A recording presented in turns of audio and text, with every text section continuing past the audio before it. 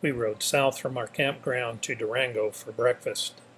Because we'd had such a good experience the day before, we again stopped at the Carver Brewing Company for breakfast. Yummy.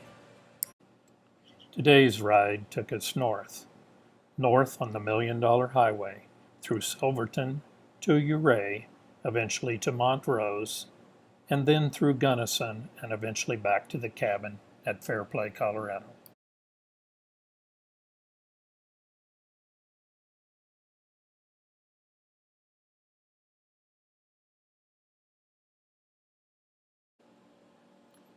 On Thursday morning, we headed back north, retracing our route on the Million Dollar Highway, this time going from south to north. Though there was a bit of road construction due to rock slides, the route was just as beautiful going north.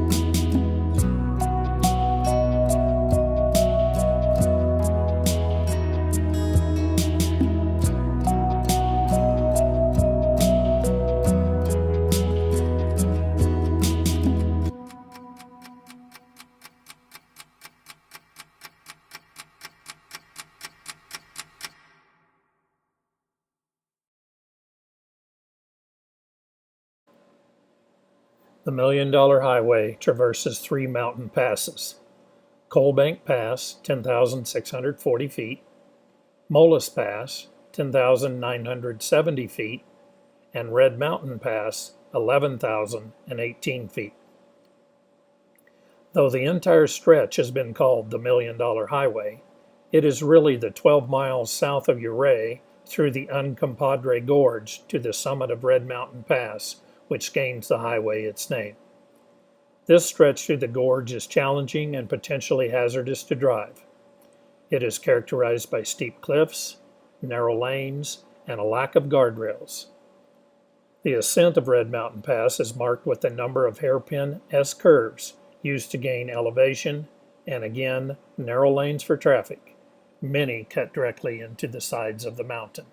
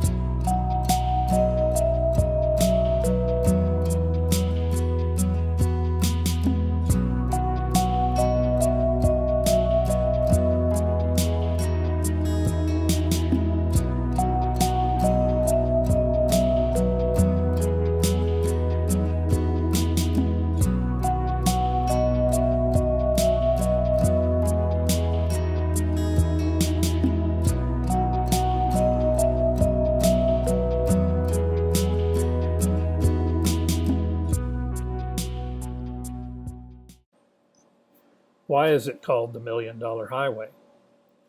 The road was originally created by Otto Mears as a tollway in 1883 and operated as such until the 1920s when it was rebuilt. Historians aren't certain of why this highway has its name.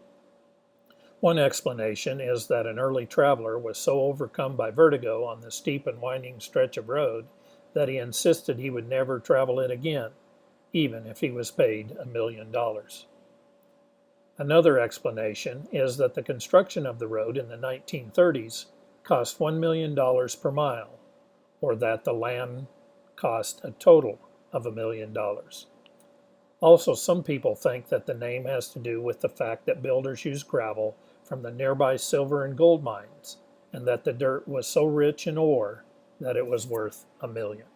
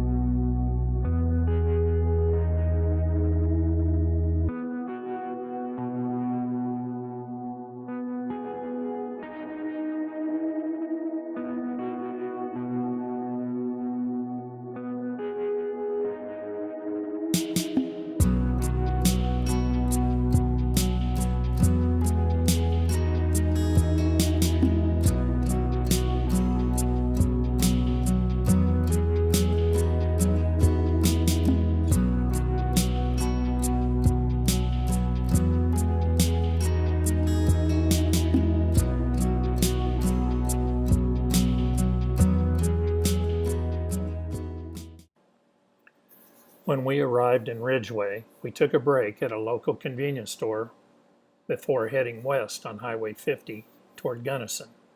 The route takes you past the Curricani National Recreation Area before your arrival in Gunnison. Riding still farther west on Highway 50 eventually takes you over Monarch Pass before connecting with Highway 285 at Ponca Springs. A ride northward returned us to Fairplay, where we stopped at the grocery store to buy provisions for dinner and breakfast. A fast-moving rainstorm just north of Fairplay soon turned our ride to the cabin into an interesting experience. With the rain pouring so hard that we could barely see, we all made it safely over the dirt road to the cabin and were thankful to finally be under cover. Jarrett and Cole whipped up some brats for dinner and some burritos for breakfast, and they were tasty as usual.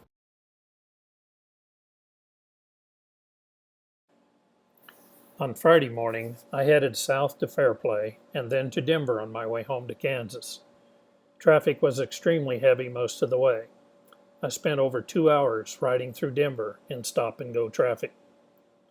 The rest of the crew headed north through Breckenridge and then took Highway 9 northwest toward Kremling. Continuing on US 40 and Colorado 14, the group traveled to Walden. At Walden, a turn to the east eventually resulted in the arrival in the little town of Rustic, where the group spent the evening in a cabin owned by one of the riders. On Saturday, Brent headed home to Windsor, along with Cole, who then rode to Kansas. Travis and Jarrett rode south to Colorado Springs.